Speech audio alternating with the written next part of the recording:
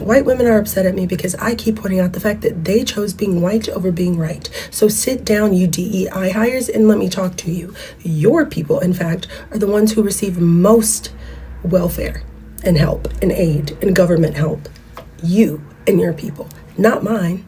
You're the DEI hires. Over 70% went to you being a minority, right? You needed equity and inclusion. You needed help. You got a handout, right?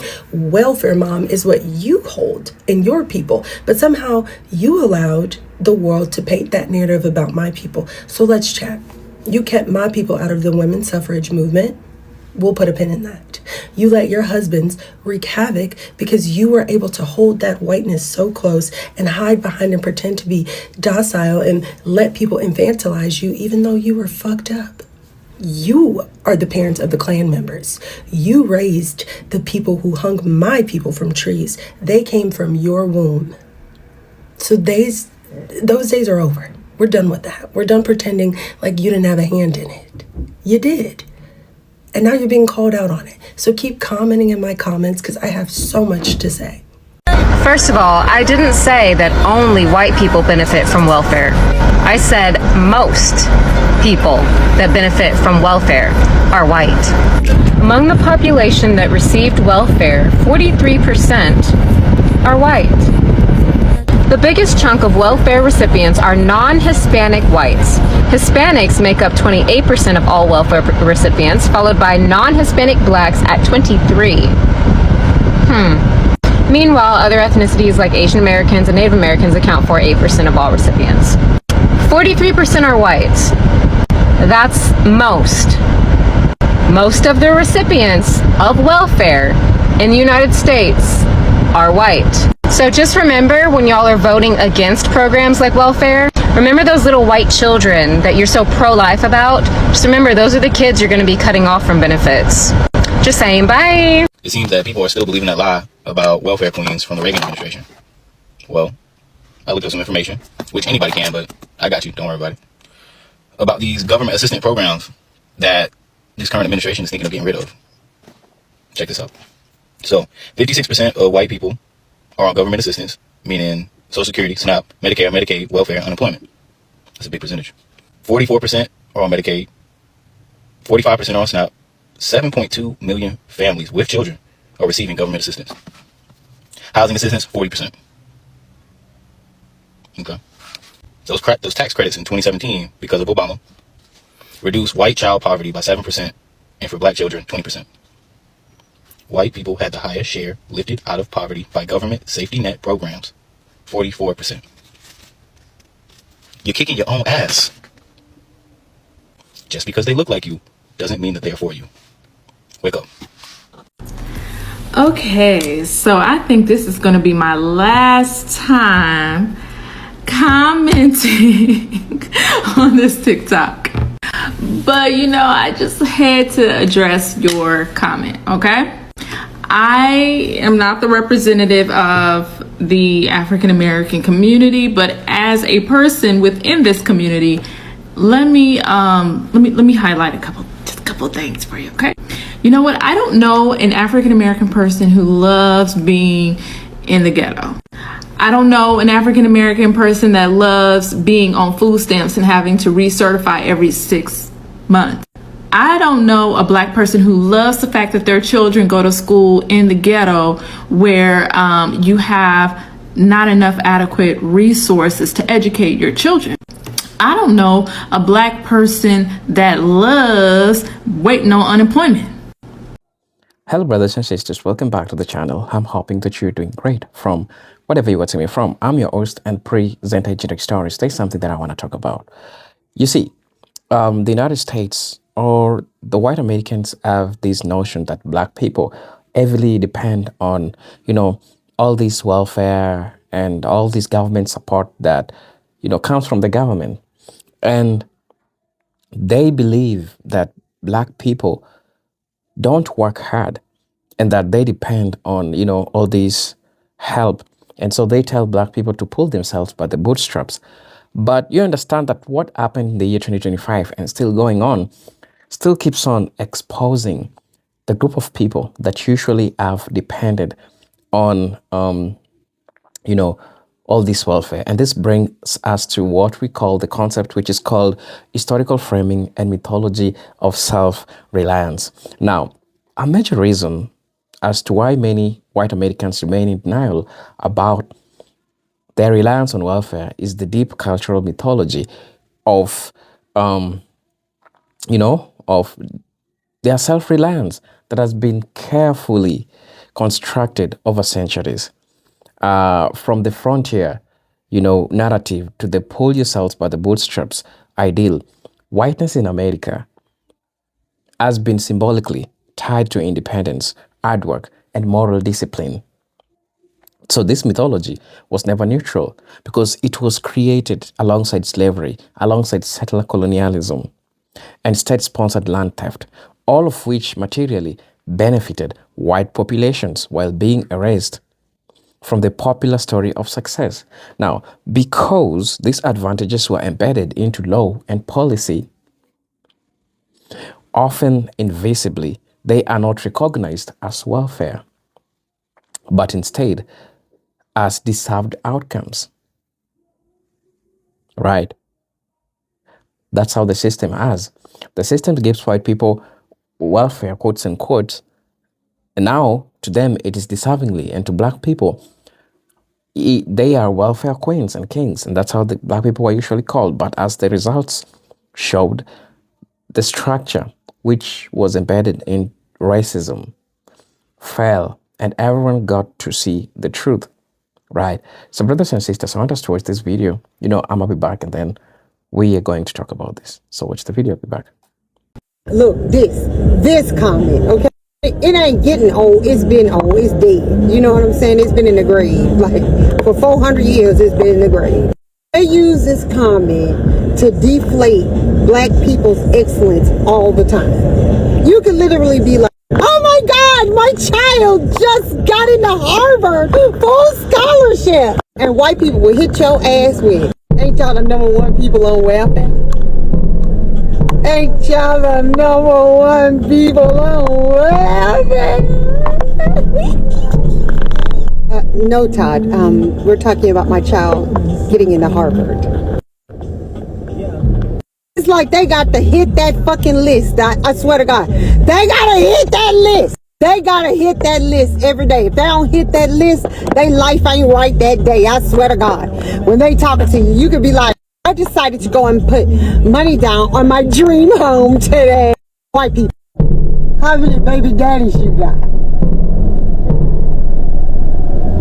How many baby daddies you got? I checked that off the list.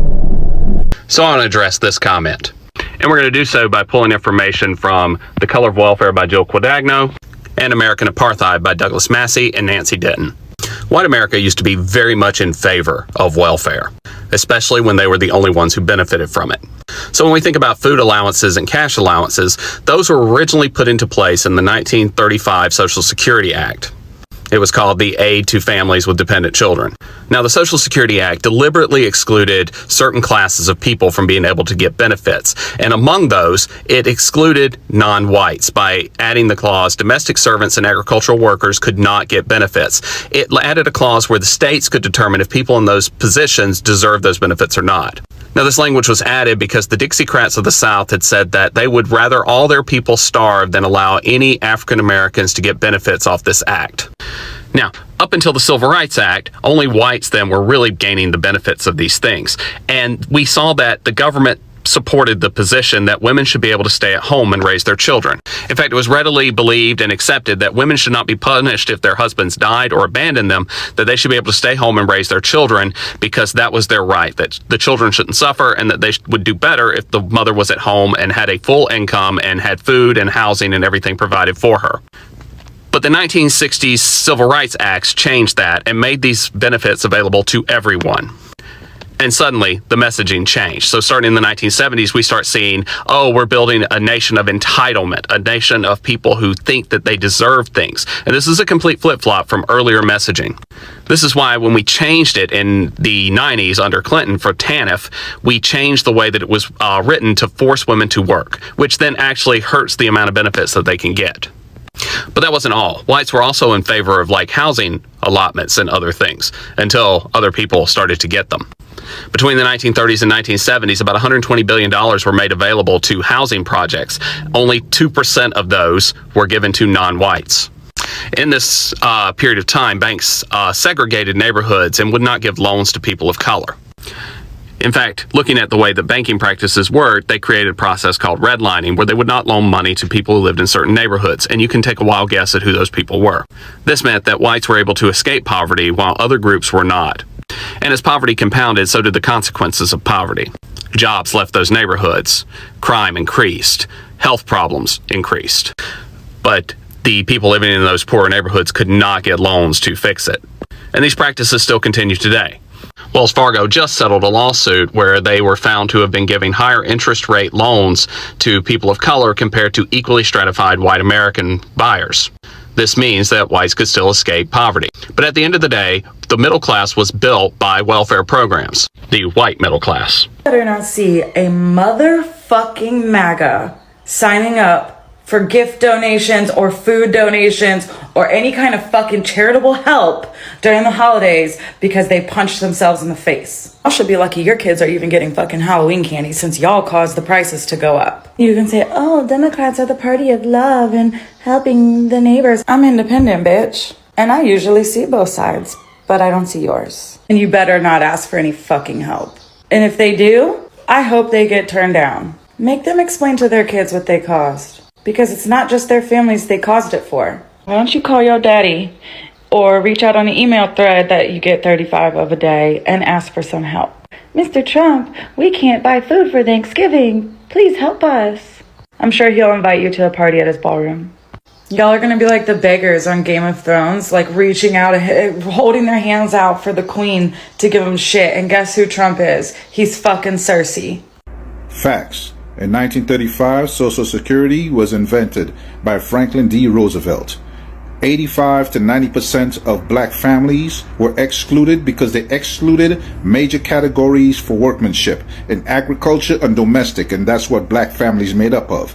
So white families were able to experience wealth through Social Security, through savings for their retirements and building wealth through Social Security. Whilst they had a 15-year head start on black families because blacks weren't able to get those programs until 1950. They weren't able to get those benefits. And in 1964, the SNAP was invented, and when white people were on SNAP in 1964, they were known as falling on hard times. But whenever black women or black families went on SNAP, they were considered lazy. Even the President of the United States, Ronald Reagan, called black women welfare queens. If you're wondering how the party that created the welfare queen moral panic is now the party of bribe women $5,000 to birth a human child for the US government, it's because powerful people who are only powerful because they require the oppression of other people and the extraction of their resources to gain and maintain that power use the control of reproduction to solve their problems. The welfare queens solve the problem of people wanting the money the government takes out of their paychecks every month to go to things that make their and their families' lives better. Less money for the black women you are told are leeching off the government, also less money for you, more money for the people at the top. The new problem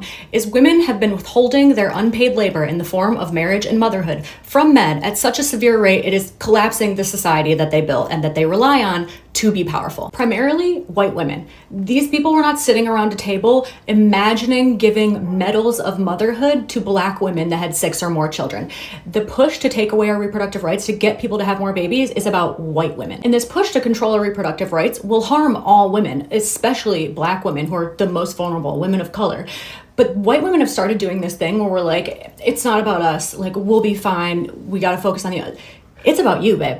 It's about you and it's gonna harm you. White women need to understand and acknowledge that our economic and reproductive freedom is so powerful, it can literally change our entire cultural, political fabric, not just the welfare queen to the bribe you to have kids, the take away your right to healthcare, but the soft life, trad wife, I'm just a girl, turn off my brain when I'm around my boyfriend. Your independence is a threat to our society that they built. And white women, you don't have to center yourselves in these conversations about reproductive rights attacks and harms because your reproductive freedom is not more valuable than anyone else's reproductive freedom, but control over your reproductive freedom right now, is more powerful. And if you don't acknowledge that, we're going to walk right into letting them do it. Do y'all understand that black people in America are only 13% of the U.S. population?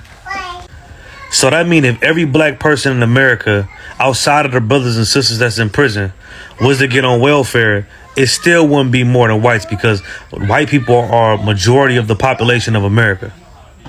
So when Donald Trump say shit like it's time for all Americans to get off of welfare and go back to work, this is really only going to affect white people. Like, it's going to affect black people, but not how it's going to affect white people. Y'all got to stop going with the narrative that black people is the majority of the people that's on welfare, when white people outnumber black people on welfare. But y'all got to be careful, because you got to understand, when things don't go white people way, they like to storm the Capitol. They like to defecate on, like Nancy Pelosi's desk, and they like to unalive people. Be safe.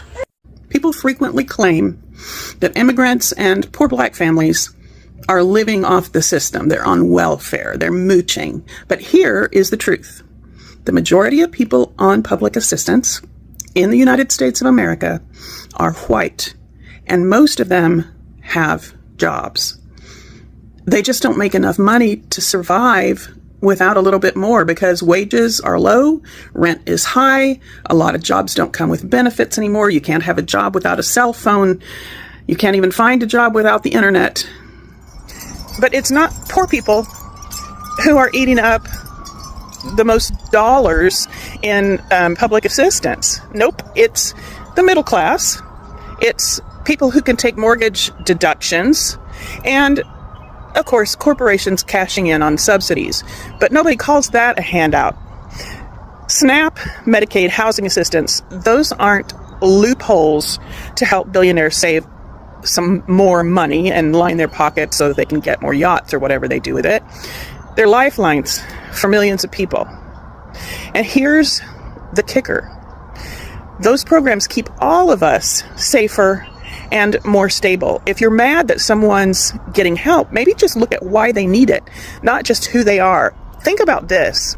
A friend of mine said he grew up in a third world country, and he said that in those countries, petty theft and, pickpocketing and crimes like that are common because people have to do that to get enough money to buy food and to pay for a place to stay. That's going to happen in our country if we don't get curious about where the waste in our government really exists. It'll never not kill me when I see white people trying to downplay welfare, talking about some damn, they're taking all the welfare, they're stealing our taxes, da-da-da.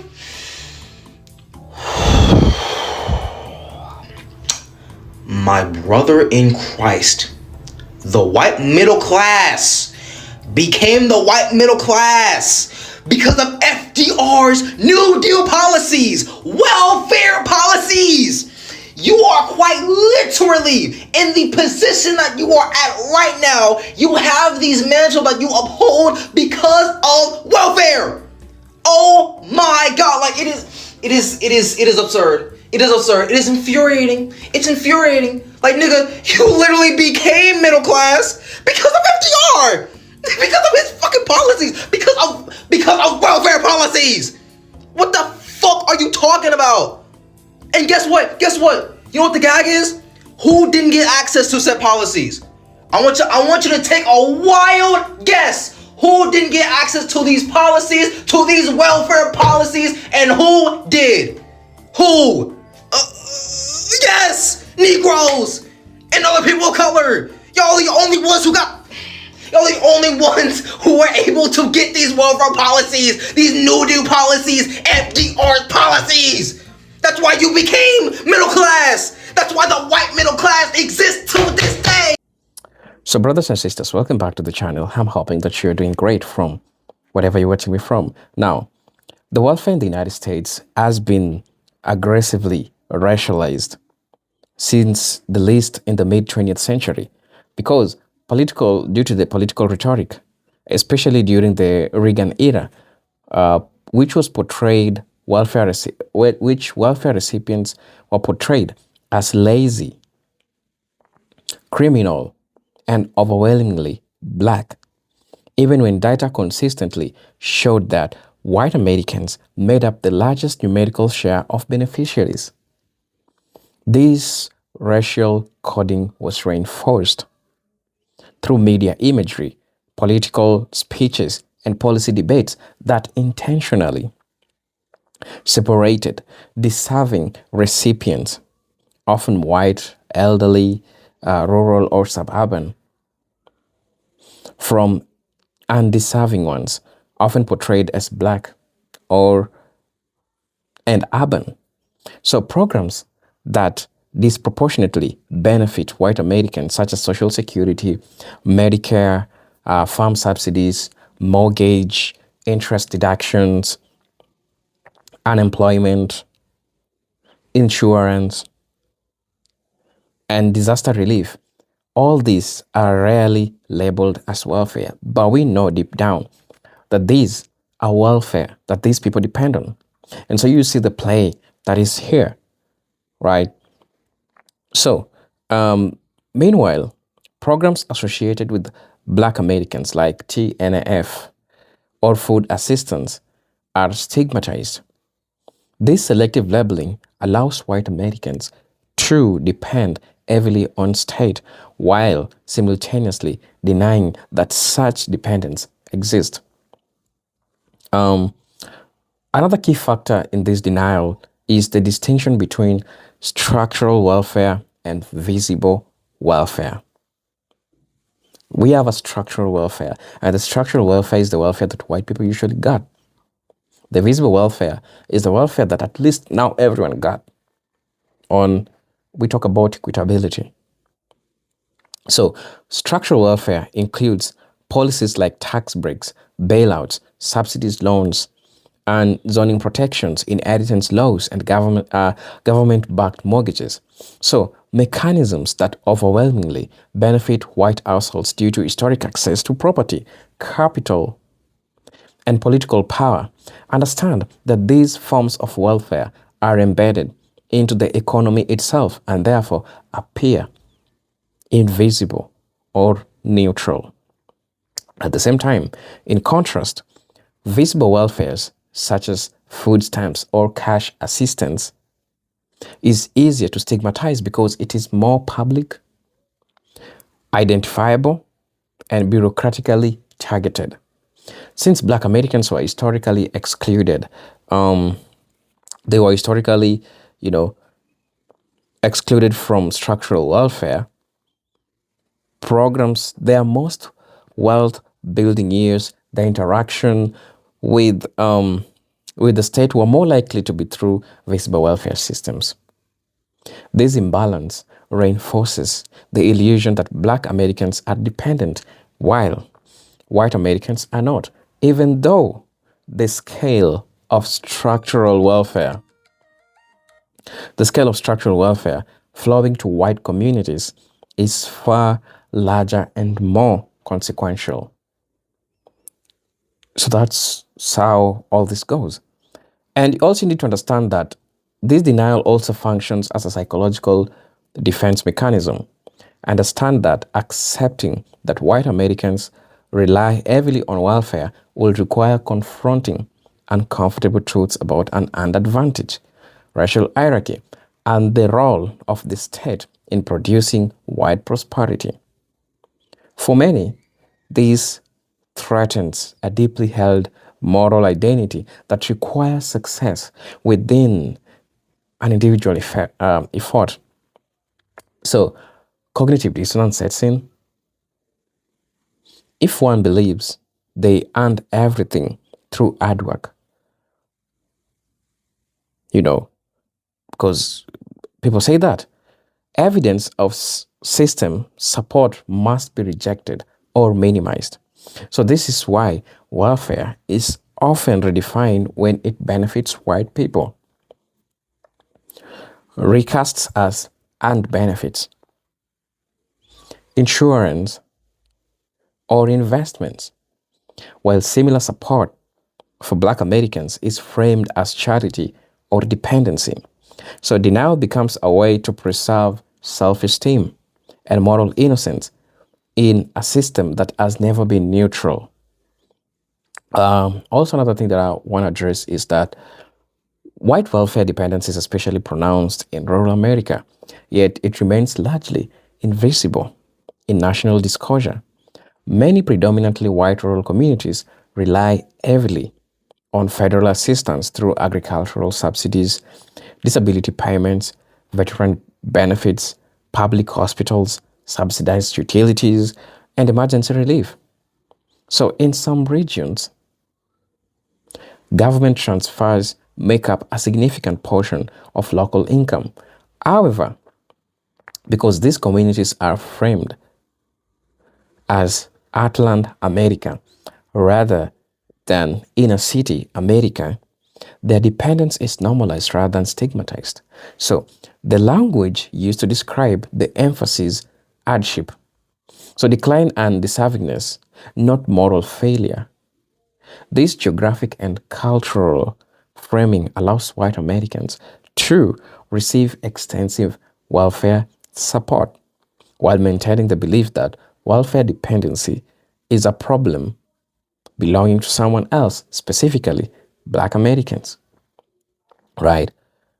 So also something that you need to understand is that the media plays a powerful role in sustaining this denial. Stories about welfare fraud, dependency, and government waste are disproportionately attached to Black faces, even when such cases are statistically rare. So meanwhile, large-scale welfare transfers to corporation, banks, and predominantly white industries are framed as economic stabilization or job protection. When white individuals receive assistance, media narratives often emphasize personal tragedy, medical hardship, or patriotic sacrifice. This selective storytelling shapes public consciousness, making it difficult for white Americans to see themselves within the welfare system. And over time, these narratives harden into common sense, reinforcing denial, even in the face of overwhelming data, right? So, denial protects something. Denial about white welfare dependence protects power. It protects hierarchy. It protects racial innocence. So acknowledging the truth will require a broader reckoning with how American prosperity has been collectively subsidized. So you understand why they can't give this up easily. They can't accept that right now they're the ones who should be pulling themselves by the bootstraps and not Black people, as they usually told them. So please, brothers and sisters, let me know what you think and feel about this video. I'm your host and presenter Genetic Stories. Until then, let me see you in my next video. Peace, love, and harmony. Salute.